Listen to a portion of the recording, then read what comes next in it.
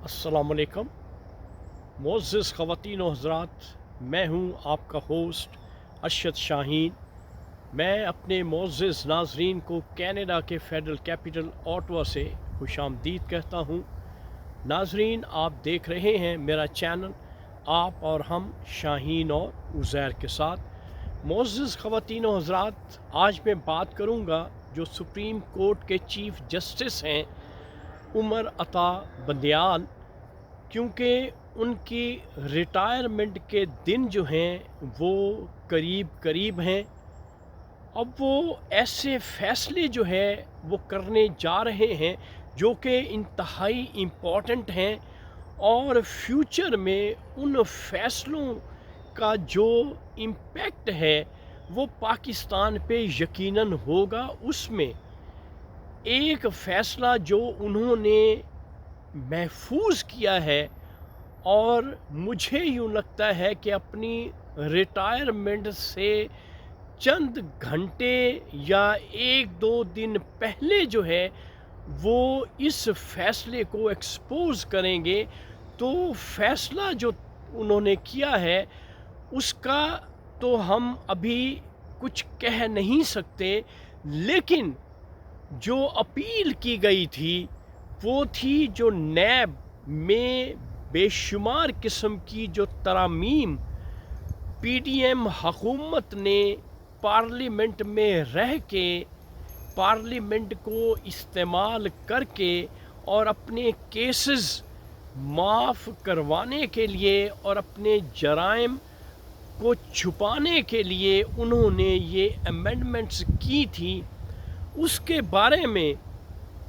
उमर अता बंदियाल साहब जो कि चीफ़ जस्टिस हैं इस वक्त सुप्रीम कोर्ट के, उन्होंने फ़ैसला महफूज कर लिया है। अब नाज़रीन, मुझे यूँ लगता है कि जो तरामीम पार्लियामेंट में की गई, तमाम ये जितने भी पीडीएम के अरकान थे, मिनिस्टर्स थे, और इंक्लूडिंग प्राइम मिनिस्टर के अपने केसेस माफ़ करने के लिए इन्होंने जो तरामीम की थी, यूँ लगता है कि जैसे फ़ैसले में कुछ ऐसी जो है वो बातें की गई हैं जिससे हो सकता है कि ये जो तरामीम की गई हैं और जो फ़ैसले पार्लियामेंट में हो चुके हैं उनको कलादम करार दे दिया जाए, यूँ शक पड़ता है। इसके अलावा भी बहुत से ऐसे फ़ैसले जो हैं जो हमारे चीफ़ जस्टिस साहब हैं उमर अता बंदियाल साहब, वो जाने से पहले करके जाएंगे। तो यूँ लगता है कि आने वाले वक्त में इसी सितंबर के महीने में कुछ ना कुछ और बहुत कुछ होने वाला है, क्योंकि यूँ लगता है कि सितंबर का महीना वो सितमगर जो है, जैसे कि मैं बात करता हूँ, यकीनन मुझे लगता है कि ये होगा। क्यों कि पहले ये बातें सुनने में आ रही थी कि मियाँ नवाज़ शरीफ साहब जो हैं वो 15 अक्टूबर को पाकिस्तान तशरीफ़ ला रहे हैं, लेकिन अब जब से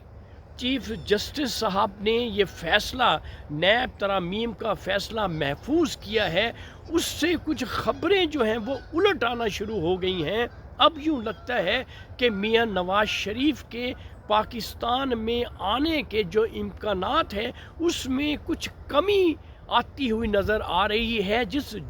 ज़ोर शोर से जो शोर व गौगा था पाकिस्तान में कि नवाज़ शरीफ साहब तशरीफ़ ला रहे हैं और उनके इस्तकबाल की तैयारियां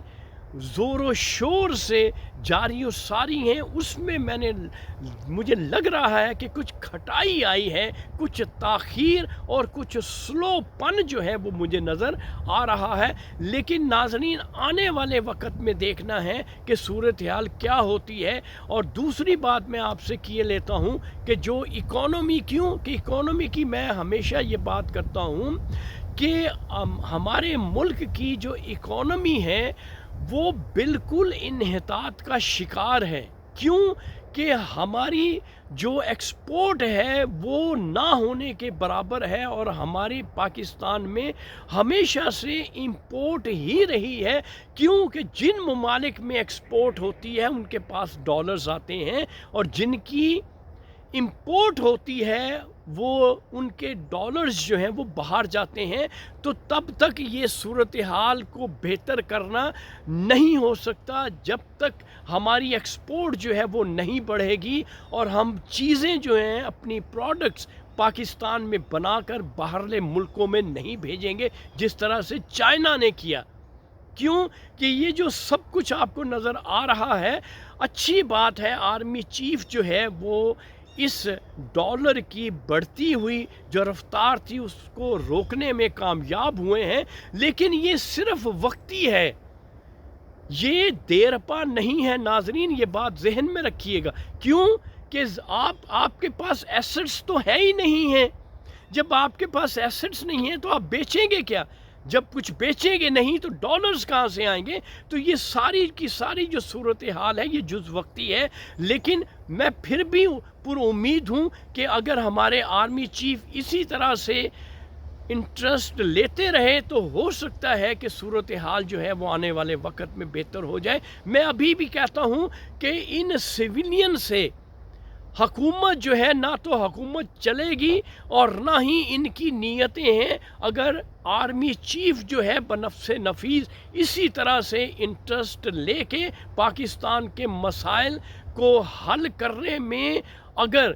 وہ اپنے آپ کو اتنا انوالو کر لیں اور ڈٹرمن ہو جائیں اور یہ تہیہ کر لیں کہ پاکستان کو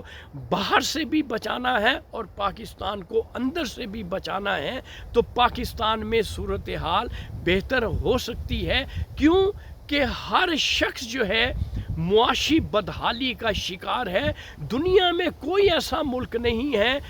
جو کہ نیوکلیئر پاور ہو اور اس کی حالت جو ہے وہ اتنی نگفتہ بے ہو۔ اس لیے آرمی چیف کو ہمیشہ میں نے یہ بات کی ہے کہ اگرچہ ان کا کام سرحدوں کی حفاظت کرنا ہے، لیکن جب ہمارے سویلین جو ہے نالائق اور ڈفر ہو جائیں تو پھر ان سرحدوں کی حفاظت کرنے والوں کو اپنے ملک کی حالات میں انوالو ہونا چاہیے، اور یہ اچھی بات ہے کہ ملک اگر سدھار کی طرف جاتا ہے تو پھر چاہیے آرمی چیف کو کہ ان لٹیروں کے، ان سویلین یہ جو پولیٹیشنز ہیں جن کو وہ کہتے ہیں کہ کرپٹ ہیں، ان کے حوالے نہ کریں، ملک کو خود ہی پھر چلائیں اور اپنی ایک کیبنٹ بنا کر اپنے لوگوں کا ایک گروپ اور ایک یوں سمجھ لیں کہ ایک لائق اور اچھے لوگوں کا جو کہ اکانومی کو سمجھتے ہیں ان کو اپنے ساتھ رکھ کے اور پھر اس ملک کو چلائیں۔ مشرف کی طرح، جنرل مشرف کی طرح نہ کریں کہ سیاستدانوں کو ساتھ ملا لیں، صورتحال پھر ویسی ہی ہو جائے گی جیسے جنرل مشرف کے ساتھ ہوئی تھی۔ اس طرح سے آسن قدم ہے، اچھا قدم ہے آرمی چیف کا۔ میں نے پچھلی اپنی ویڈیو میں بھی ایڈمائر کیا تھا، اب بھی میں ایڈمائر کر رہا ہوں، لیکن انشاءاللہ امید ہے کہ صورتحال ہمارے ملک میں کچھ نہ کچھ بہتر ہو جائے گی۔ تو ناظرین یہ تھی آج کی ویڈیو۔ اس وقت آپ اپنے ہوسٹ ارشد شاہین کو کینیڈا کے فیڈرل کیپٹل اوٹوا سے اجازت دیجیے۔ Thank you very much. اللہ حافظ۔